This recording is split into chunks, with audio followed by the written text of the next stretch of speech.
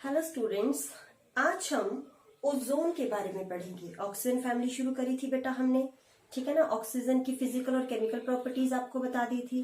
Dioxygen हमने पढ़ लिया था। आज हम पढ़ेंगे ओजोन के बारे में। तो ओजोन का फॉर्मूला क्या होता है? O3, ठीक है। इसकी प्रिपरेशन की बात सबसे पहले करते हैं बेटा। तो ऑक्सीजन को अगर यूवी रेडिएशन के साथ ट्रीट किया जाए तो यूवी रेडिएशंस ऑक्सीजन को नेसेंट ऑक्सीजन में तोड़ देती हैं, ठीक है। और वो नेसेंट ऑक्सीजन दोबारा ऑक्सीजन के साथ रिएक्ट करके किसकी फॉर्मेशन कर देती हैं बेटा? ओजोन की फॉर्मेशन कर देती हैं। ओके, नेक्स्ट लैब में कैसे प्रिपेयर की जाती है ओजोन? ठीक, तो लैब में डाइऑक्सीजन को साइलेंट डिस्चार्ज हम देते हैं और किस में बदल देते हैं? हम ओजोन में बदल देते हैं, ठीक है। जो हम ऑक्सीजन यहाँ इस्तेमाल करते हैं वो प्योर एंड ड्राई ऑक्सीजन होती है बेटा। और ये रिएक्शन जिस अपरेटस में होता है उसको साइमंड्स ओजोनाइजर बोलते हैं। क्या बोलते हैं? Symonds ozoniser. साइमंड्स ओजोनाइजर में हम प्योर एंड ड्राई ऑक्सीजन लेते हैं, साइलेंट डिस्चार्ज पास करते हैं और ओजोन गैस की फॉर्मेशन होती है। अभी साइलेंट डिस्चार्ज क्या है? साइलेंट डिस्चार्ज का मतलब कि इलेक्ट्रिक करंट जो हम साइलेंटली जो है उसमें देते हैं। क्यों? क्योंकि साइलेंट डिस्चार्ज से बेटा जो टेम्परेचर है रिएक्शन का वो नहीं बढ़ता है, ठीक है ना। साइलेंट डिस्चार्ज जो है टेम्परेचर को राइज नहीं होने देता है, ठीक है। और कौन सा अपरेटस बताया? Symonds ozoniser. ओके, एक और प्रोसेस है जिसमें हम हाइड्रोजन फ्लोराइड के साथ बनाते हैं, लेकिन उसमें मिक्सचर ऑफ प्रोडक्ट बनता है ऑक्सीजन और ओजोन का। ओके, अगर हम बात करें ओजोन के स्ट्रक्चर की बेटा, तो देखो 3 ऑक्सीजन है ना, अरेंज कर दिया, ठीक। इस साइड 2 ऑक्सीजन रख दी। कितने होते हैं? 6 होते हैं ना। आउटर मोस्ट इलेक्ट्रॉन्स कितने होते हैं ओजोन में? 6 होते हैं। तो ऐसे रख दिए, 6 इधर 6 इधर, ये कोवलेंट बॉन्ड बन गया, ठीक है। और इस साइड कितने? यहाँ पे इसने अपने दोनों oxygen in the form of coordinate bond इसके साथ एक्सचेंज कर लिए, ठीक। समझ आई बात? इस ऑक्सीजन ने बेटा 2 बॉन्ड अपने कोवलेंटली बॉन्डेड करे हैं और दो इलेक्ट्रॉन्स यहाँ पे कोऑर्डिनेटली बॉन्डेड करे हैं, ठीक। तो अब ये जो है रेजोनेंस करती है ओजोन, ठीक। तो कोऑर्डिनेट बॉन्ड आपका इस साइड भी हो सकता है, इस साइड भी हो सकता है, ठीक है। हाइब्रिड स्ट्रक्चर एक्चुअली में कैसे बनेगा? इस तरह से कि ये सारी ऑक्सीजन ऑक्सीजन के बीच की बॉन्ड लेंथ, जैसे देखो यहाँ डबल बॉन्ड है, यहाँ कोऑर्डिनेट बॉन्ड है, तो बॉन्ड लेंथ डिफरेंट होनी चाहिए, पर रेजोनेंस होने की वजह से इन सब के बीच की बॉन्ड लेंथ क्या है बेटा? इक्वल है, ठीक है। 127.8 पिकोमीटर है। पिकोमीटर 10⁻⁻12 मीटर है और बॉन्ड एंगल जो है 116.8 डिग्री है। ओके, सो ये प्रिपरेशन होगी ओजोन की।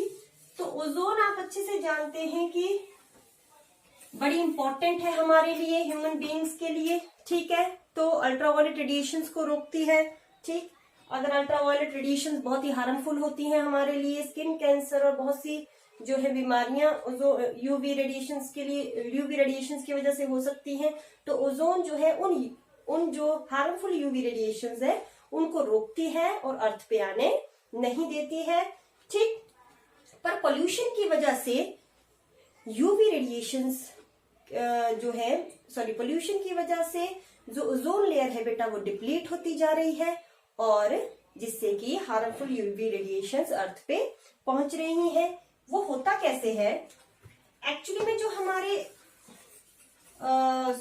अल्ट्रासोनिक ये सुपरसोनिक जेट प्लेन्स होते हैं, ठीक है, जो हमारे जेट प्लेन्स हैं उनमें से क्या निकलती है? उनमें से नाइट्रिक ऑक्साइड निकलती है बेटा। और वो नाइट्रिक ऑक्साइड अपर एयर में जाके ओजोन के साथ रिएक्ट करती है और नाइट्रिक ऑक्साइड को नाइट्रोजन डाइऑक्साइड में कन्वर्ट कर देती है और ओजोन ओजोन क्या बन जाता है? O2 बन जाती है, ठीक है।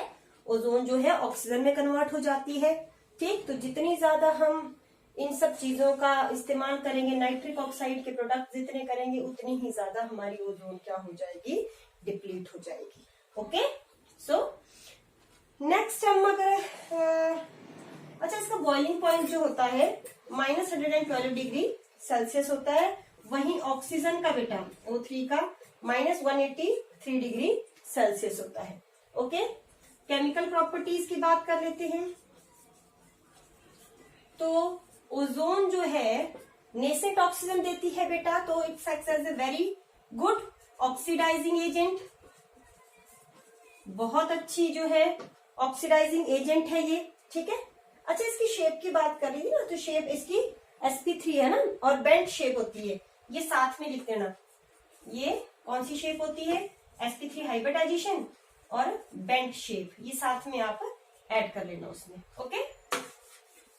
बहुत अच्छी ऑक्सीडाइजिंग, अच्छा बात कर रहे थे कि बहुत अच्छी ऑक्सीडाइजिंग एजेंट होता है, तो क्योंकि ड्यू टू नेसेंट ऑक्सीजन, जो नेसेंट ऑक्सीजन ये प्रोवाइड करती है बेटा, उसकी वजह से ये बहुत अच्छी ऑक्सीडाइजिंग एजेंट है। कैसे? O2 और ये क्या निकलती है? Nascent oxygen. इस नेसेंट ऑक्सीजन की वजह से ये क्या करती है? ऑक्सीडेशन में हेल्प करती है। जैसे फॉर एग्जाम्पल अगर हमने लेड सल्फाइड लिया बेटा, ठीक है, उसको ओजोन के साथ ट्रीट किया, तो क्या बनेगा बेटा? जब भी ऑक्सीडेशन होती है, मैंने पीछे भी अपने लेक्चर में बोला था कि जब भी ऑक्सीडेशन होती है तो जो प्रोडक्ट बनता है बेटा, वो कौन सा प्रोडक्ट बनता है? सबसे हायर ऑक्सीडेशन स्टेट वाला प्रोडक्ट बनता है, ठीक है। तो इसमें क्या बनेगा?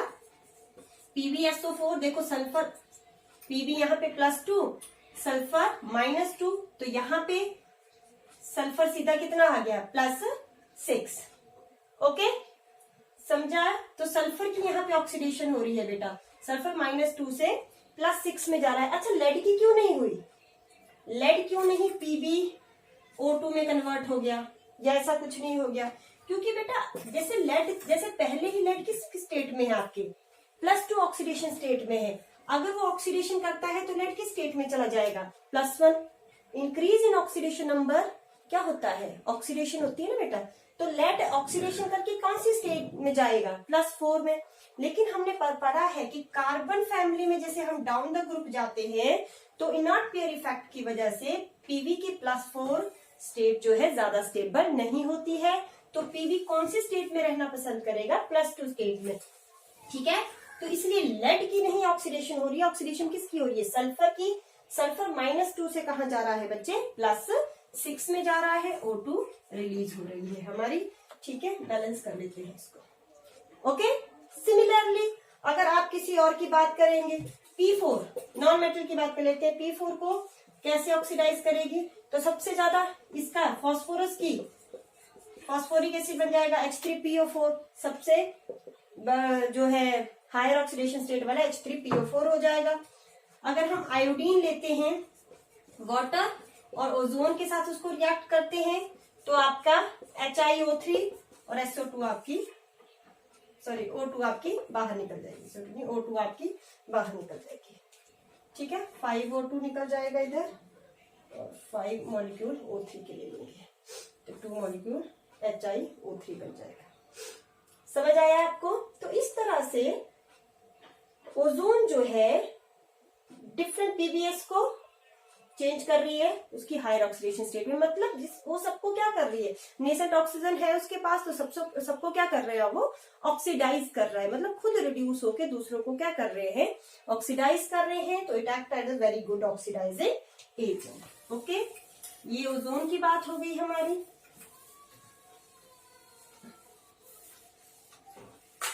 ठीक है, बहुत अच्छा ब्लीचिंग एक्शन भी होता है। जो भी नेसेंट प्रोडक्ट हमें देते हैं उनका ब्लीचिंग एक्शन भी बहुत अच्छा होता है बेटा। ब्लीचिंग एक्शन का मतलब कि कलर्ड चीज को कलरलेस में वो कन्वर्ट कर देते हैं। तो ओजोन भी एक बहुत अच्छा ब्लीचिंग एजेंट एक्ट करती है, ठीक है। अब हमारा अगला जो एलिमेंट है जो हम स्टडी करेंगे दैट इज सल्फर।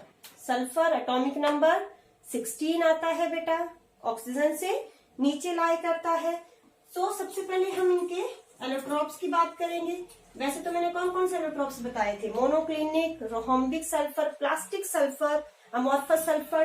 पर जो मेन हम बात करेंगे आज वो सिर्फ रोहम्बिक की और मोनोक्लिनिक की। ये दो इंपॉर्टेंट है जिनसे क्वेश्चन आ सकता है, रोहम्बिक एंड मोनोक्लिनिक की। तो ये पेल येलो होता है बेटा और ये मोनोक्लिनिक येलो कलर का होता है, ठीक है। ये इसकी जो है डेंसिटी 2.06 ग्राम पर सेंटीमीटर क्यूब होती है और ये अराउंड 1.96 ग्राम पर सेंटीमीटर क्यूब होता है, ठीक है। इसका मेल्टिंग पॉइंट 385 केल्विन के अराउंड होता है और इसका मेल्टिंग पॉइंट 393 केल्विन के अराउंड होता है। रोहम्बिक सल्फर इनसॉल्युबल इन वाटर है, ठीक है ना, एंड दिस इज और ये soluble in CH2, carbon disulphide में ये सॉल्युबल होता है, ठीक है, लग गया पता। पेल येलो 2.06 इसकी क्या है, ये डेंसिटी है और इसकी 1.96 होती है, ये इनका मेल्टिंग पॉइंट है और वाटर में इंसॉल्युबल है रोहम्बिक सल्फर वैसे मोर स्टेबल होता है सारे एलोट्रॉप्स में, सबसे ज्यादा स्टेबल रोहम्बिक सल्फर होता है सारे एलोट्रॉपिक फॉर्म ऑफ सल्फर के लिए। ओके, नेक्स्ट हम बात करेंगे इनके स्ट्रक्चर की बेटा, ठीक है। तो जो रोहम्बिक सल्फर है, रोहम्बिक और मोनोक्लिनिक बेटा S8 की फॉर्म में एग्जिस्ट करते हैं, आपको मैंने बताया था कैटिनेशन ऑक्टा एटॉमिक होता है ये, ठीक है। सो लेकिन दोनों ही S8 है, लेकिन इनके स्ट्रक्चर में थोड़ी सी डिफ्रेंशिएशन होती है बेटा। इस तरह का स्ट्रक्चर होता है, मतलब हर जगह SS 1 2 3 4 5 6 1 2 3 4 5 6 7 8 इस तरह से होता है S8 में, लेकिन अरेंजमेंट जब होती है तो इस तरह से होती है बेटा। इस तरह के बहुत सारे क्रिस्टलाइन और पक्कड़ स्ट्रक्चर बन जाता है, जैसी एक लेयर वैसी ही दूसरी लेयर होती है इन केस ऑफ रोहम्बिक, ऐसी तीसरी होगी एंड सो ऑन। लेकिन मोनोक्लिनिक के केस में क्या होता है बेटा, जैसे ऐसा है, फर्स्ट लेयर तो ऐसी होगी लेकिन सेकेंड लेयर इनकी उल्टी हो जाएगी,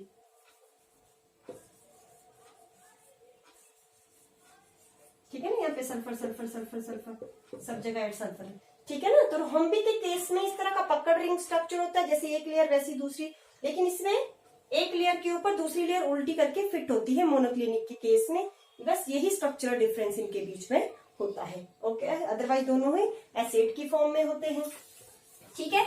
अच्छा, एक और चीज है कि रोहम्बिक सल्फर जो है आपका वो 369 केल्विन में मोनोक्लिनिक में चेंज हो जाता है। 369 केल्विन पे हीट करेंगे तो वो किस में कन्वर्ट हो जाता है बेटा, मोनोक्लिनिक में कन्वर्ट हो जाता है, ठीक है। आगे जैसे आपकी बुक्स में तो नहीं दे रखा है, लेकिन H2S के बारे में थोड़ा समझा देती हूँ।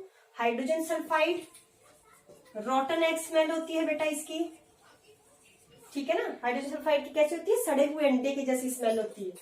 अगर आयरन सल्फाइड को हमने सल्फ्यूरिक एसिड में ट्रीट करते हैं बेटा, तो आपके पास H2S बनता है और FeSO4 बन जाता है, ठीक है ना। ये इसकी प्रेपरेशन है जर्नल, ऐसे याद करने के लिए कि कभी आपको अगर रिएक्शन आ गया, ठीक है।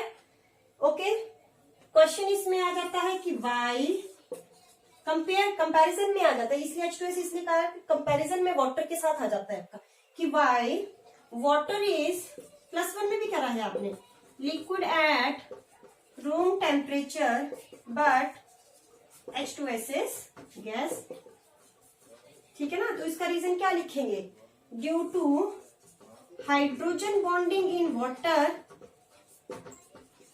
there is more attractive forces in water, that is why it exists in liquid state, but in case of H2S there is no hydrogen bonding, ठीक है ना। So molecules are very far away from each other, there is less force of attraction, that is why H2S acts as a exist in the form of gas and water in the form of a liquid। Okay, so that's all for today। अगले में हम sulphuric acid पढ़ेंगे, आपके sulphuric acid और SO2 next lecture में हम करेंगे। Thank you.